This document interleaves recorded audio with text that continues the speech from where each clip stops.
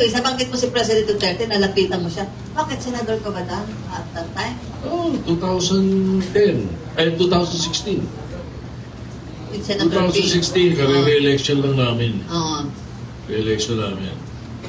Kaya now I can connect that by you and Senator Ping is being pictured as have Duterte links, pro Duterte. Hindi, bigyan ko naman talaga yun. Ewan ko kung bakit iniisip ng ibang hindi eh. Sino ang kaibigan mo? Yung mga ibang mga politiko. Na kay Duterte? Kung mayroong politikong pinakamatandang kaibigan ni Sir President Duterte, di ako, 1988 eh. Okay. 1988, Vice Mayor ako ng Quezon City. Yes. Si Digong, Mayor ng Davao. Oo. Okay? Kaya-elect lang namin after mag-OIC siya. Na-elect kami, 88. 88 ang elections noon, 4 years kami. Ako yung, inayo ko yung Vice Mayor's League of the Philippines. Para mapalakas ko yung pagiging presiding, hindi lang presiding officer ng mga vice mayors nationwide. Hindi ganun ang batas nun eh. Nilakad ko yun. Okay? Isa. Pangalawa, para gawing action officer ang mga vice mayors ng anti-drug abuse councils ng buong mundo, ng buong Pilipinas. Okay. So, nung tinatayo ko yun, tinulungan ako ni Mayor Duterte, nakita kami sa Davao, anti-illegal drugs din siya noon eh. Yung vice mayor niya, si Boy Sunyo, yun ang vice president ko for Mindanao.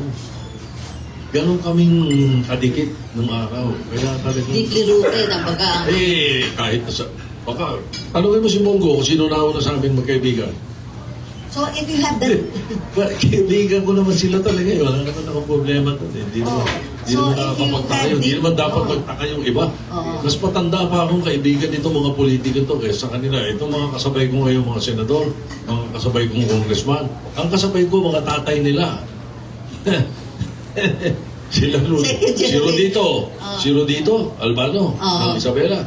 Yung kasabay ko si Rudy. Yung tatay niya eh. Si Jundi. Si Boji D. Kasabay ko si Faustino D. Yung matanda.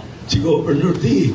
Yun ang mga kasabay ko. You are giving the best example of political dynasty handed down to the present generation.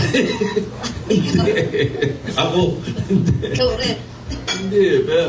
Kaya, sabihin, hindi nakakapagtaka na noong panahon na yun, naging presidente si Digong. Ang dali nun. Isang tawag ko lang yun. Kung ganun kayo ka-deeply rooted ang friendship nyo, bakit bumoto ka against the minority resolution sa ICC kay Duterte no? Di ba yung sinabonggo as a resolution na kapot? Anong resolution siya sa akin? Abstain. Ha? Abstain ako! Abstain ka doon? Oo, kita mo na.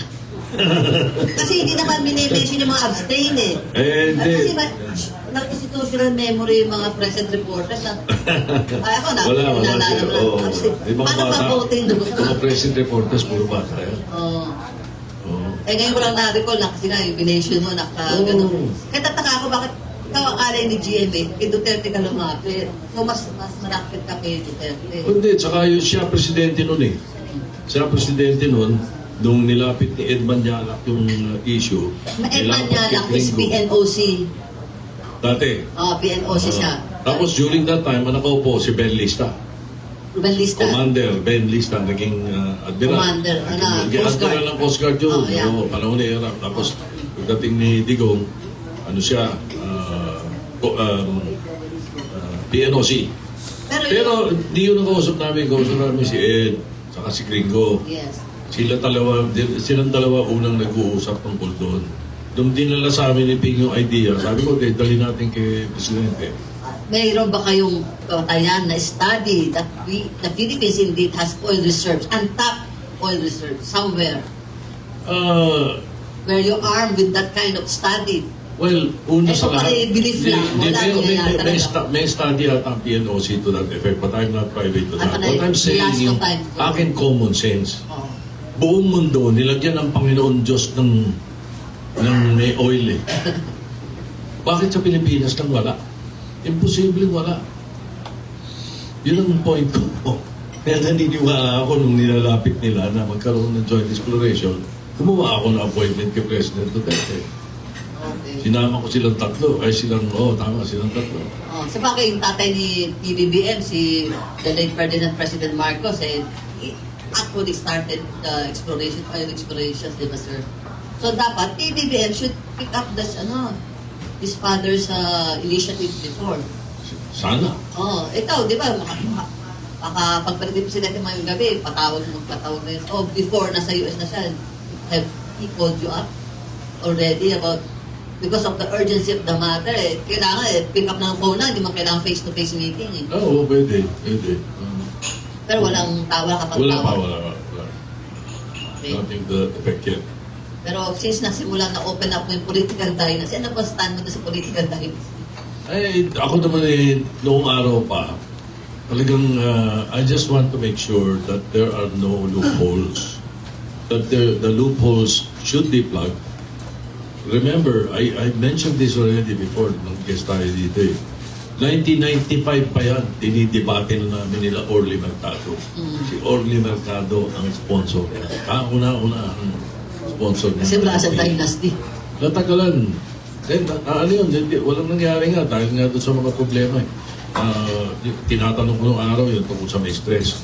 O pagkatapos, pagdating ng makikita mo sa record ng journal ng Senate, si Chief Justice Bernat, who was senator then, wanted the definition of mistress.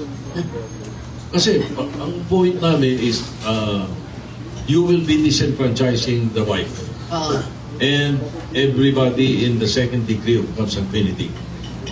Anong degree of consanguinity yung mistress? Di ba? So, yun ang punto noon. So, doon na style niya yun. So, fast forward. Si Risa, Senator Risa, may definition. Ano? Medyo mahaba. Legal definition. Medyo mahaba. Pero, meron pa rin mga loopholes. Kaya nung nag-interpellate kami, sinasabi ko, ako, at the outset, sinasabi ko na agad, I am in favor of the bill. Di ba? Ano second consanguinity? Second degree of consanguinity. I'm in favor of the bill.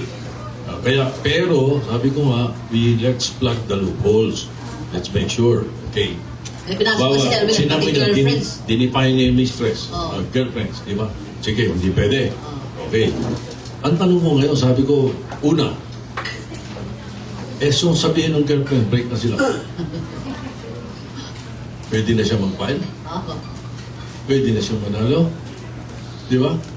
Okay. Pag ngayon, sige, hindi. Yung kapatid ng mistress. Magulo yan, mas libot. Why am I saying this?